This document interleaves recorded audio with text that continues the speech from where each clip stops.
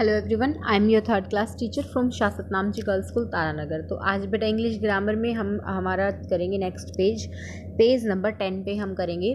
9 तक हमने कर लिया था।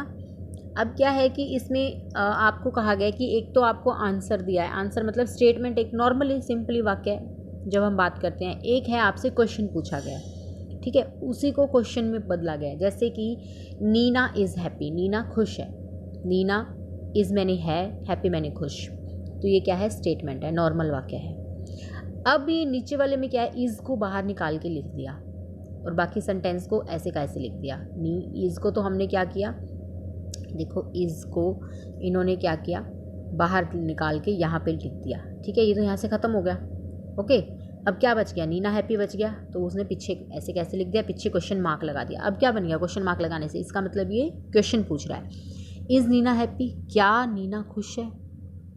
ऊपर वाले में तो वो कह रहा है कि नीना खुश है और नीचे वाले में वो क्वेश्चन पूछ रहा है। इज़ को आगे जब हमारी हेल्पिंग वर्ब बोलते हैं बेटा इसको, जब हमारा हेल्पिंग वर्ब हम बाहर निकाल के लिख देते हैं तो इसका मतलब वो क्वेश्चन बन जाता है। क्या बन जाता है, क्वेश्चन बन जाता है। और जब हेल्पिंग वर्ब बीच में आता है, जैसे इसमें बीच में आया हुआ है, तो इसका मतलब कि वो एक नॉर्मल स्टेटमेंट है, नॉर्मल एक वाक्य है, नॉर्मल सेंटेंस है, ठीक है। तो अब जैसे सेकंड में देखो, इसमें it was a sunny day. देखो इज़, एम आर, वॉज, वर, ये सब क्या है, हेल्पिंग वर्ब है।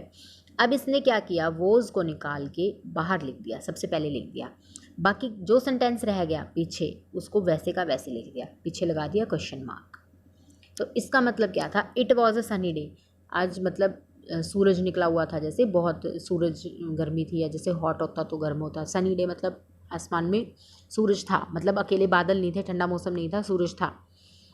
तो अब नीचे वाले में क्या है, वो क्वेश्चन पूछ रहा है, was it a sunny day, मतलब क्या आज आसमान में बादल मतलब सूरज निकला था, क्या आज सनी डे था, सूरज था मतलब आसमान के अंदर, वो पूछ रहा है, ठीक है। क्वेश्चन मार्क लग गया ना पीछे, तो वो क्या है, वो पूछ रहा है। तो इसी तरह से आपने क्या करने हैं, जितने भी हेल्पिंग वर्ब होंगे उनको बाहर निकाल के लिख देना है, बाकी सारा सेंटेंस सेम रखना है। अब आप कहोगे कि मैम इसमें तो कोई हेल्पिंग वर्ब हमें दिखाई नहीं दे रहा थर्ड सेंटेंस में। They learn English at school, तो बिल्कुल सही बात है, क्योंकि इसमें कोई हेल्पिंग वर्ब नहीं है, ना तो इज़ एम आर है, ना वॉज वर है, ना हैज़ हैव है, ना हैड है, ना कैन है, ना मे है। इस तरह से कोई भी हेल्पिंग वर्ब नहीं है। ये हेल्पिंग वर्ब आपको अगर कभी आपके चैप्टर में आएंगे तो हम ज़रूर करवाएंगे, अब तक तो ऐसे आई नहीं है, सेकेंड क्लास में एक बार आए थे। तो हेल्पिंग वर्ब को इसमें नहीं है बेटा, कोई भी हेल्पिंग वर्ब तो आपको अपनी तरफ से बनाना पड़ता है, कोई ना कोई ऐसा वर्ड जिससे लगे कि आप क्वेश्चन पूछ रहे हो, ठीक है। जैसे अब ये है प्रेजेंट टेंस है, तो इसमें आप क्या करोगे, डू को बाहर लगा लोगे। देखो अब ये क्या है, प्लूरल है। दे क्या होता है, प्लूरल होता है। प्लूरल मतलब दे मैंने बहुत सारे जने। हम कहेंगे ना, अगर एक अकेला कोई लड़का खड़ा है तो हम कहेंगे ना he is a good boy, है ना। एक अकेले लड़के के लिए हम ही यूज़ करते हैं, क्या यूज़ करते हैं, ही। पर जब बहुत सारे लड़के या लड़कियां कोई भी खड़ा हो, बहुत सारे जने खड़े हों, लोग बहुत सारे खड़े हों, तो हम उसके लिए क्या कहेंगे, दे कहेंगे। दे यानी कि वे, they are very fast, they are very handsome, they are very quick person, जो भी कुछ मतलब बहुत सारे जनों के लिए। दे आर लाफिंग, वो बहुत हंस रहे हैं, ठीक है।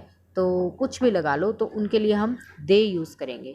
तो सिंगल के लिए ही और डबल प्लूरल के लिए दे यूज़ करेंगे। तो दे यूज़ करेंगे तो क्या आएगा, अगर हम यहाँ पे प्लूरल यूज़ कर रहे हैं तो यहाँ पे हम डू लगाएंगे। अगर यहाँ पे सिंगुलर होता, जैसे ही होता, तो हम डू के आगे ईएस लगा देते। इसको दोनों में से एक चीज़ को प्लूरल करना पड़ता है। दोनों में से जब डू या डज का प्रयोग करना हो तो एक चीज़ सिंगुलर होगी, एक चीज़ प्लूरल होगी। सॉरी, एक चीज़ क्या होगी, सिंगुलर होगी और एक चीज़ प्लूरल होगी। जैसे अब है, ये हमारा प्लूरल है, तो अब हमें ये सिंगुलर करना पड़ेगा, डू। अगर हमारा यहाँ पे ही, ये देखो ये सिंगुलर है, तो हमें यहाँ पे प्लूरल बनाना पड़ता, हमें डज लिखना पड़ता, ओके। एक चीज़ क्या होगी, सिंगुलर, और दूसरी चीज़ क्या होगी, प्लूरल, ओके। तो ऐसे ही आपने ये सेंटेंस करना है बेटा, ठीक है। तो देखो अब इसने डू को लिख दिया, कहीं से बाहर से नहीं लिखना है। और जब सेंटेंस में कोई हेल्पिंग वर्ब ना दिया हो, अगर वो प्रेजेंट टेंस है तो हम बाहर डू लिख देंगे। अगर डज लिखना है तब लिखेंगे जब यहाँ पे सिंगुलर हो। अब ये सिंगुलर है, ये प्लूरल है, सही मैचिंग हो गई है, ठीक है, एक सिंगुलर एक प्लूरल। ओके, तो अब हमने आगे देखो सारा सेंटेंस वैसे का वैसे, एज इट इज़, वैसे का वैसे, बिल्कुल। पीछे बस क्वेश्चन मार्क लग जाता है, ये देखो क्वेश्चन मार्क लगा हुआ है। ओके, यहाँ पे देखो क्वेश्चन मार्क लग गया है। नेक्स्ट अब हमारा है शी कैन अंडरस्टैंड फ्रेंच, वो फ्रेंच समझ सकती है, ठीक है। अब कैन क्या है, हेल्पिंग वर्ब है, कैन को हम बाहर निकाल लेंगे, बाकी सारा का सारा सेम लिख देंगे, शी अंडरस्टैंड फ्रेंच, पीछे question mark. Okay, this book cost 100 rupees, इस जो बुक की कीमत है वो 100 रुपये है। अब इसमें भी देखो कोई हेल्पिंग वर्ब नहीं है, कोई इज़ एम आर नहीं है, was verb, can, have, has, had, कुछ भी नहीं है। तो अब हम क्या करेंगे, इसका मतलब हमें डू या डज लगाना पड़ेगा। अब हमें ये देखना है कि हम डू लगाएं या डज लगाएं। दिस बुक यानी कि एक बुक की बात हो रही है, दीज होता है ना, दीज, ये होता है दीज, दीज होता है बहुत सारी, दिस होता है एक ही बुक, ठीक है। इस बुक की, एक बुक की कीमत 100 रुपये है, तो एक बुक है तो इसका मतलब ये सिंगुलर है, हमें इसको प्लूरल करना पड़ेगा, यहाँ पे डज लगाना पड़ेगा। ओके, ये प्लूरल हो गया, ये सिंगुलर हो गया।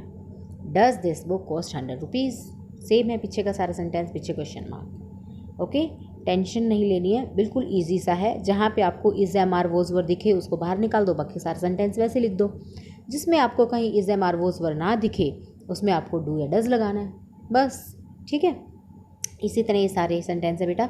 अब हम एक एक्सरसाइज में से कर लेते हैं, जैसे कि ये वाला है, the shops are closed.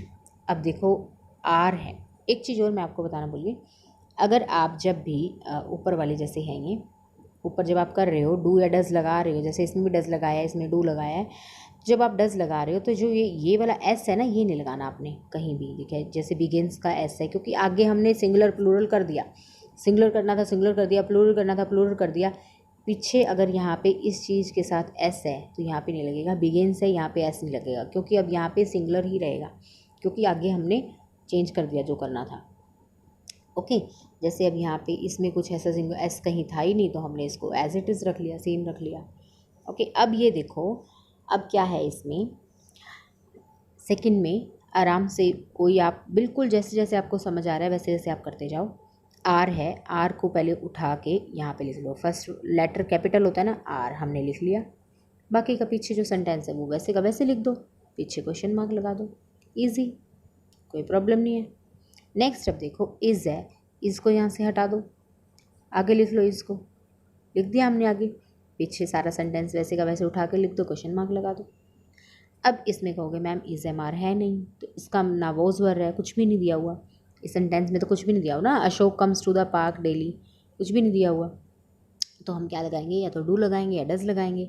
Ashok क्या है, अकेला लड़का है, अकेला है तो इसको आगे वाला हम क्या करेंगे, अगर ये सिंगुलर है तो हम आगे वाले को प्लूरल कर देंगे, प्लूरल यानी कि डू के पीछे एस लगा देंगे, डज बन गया।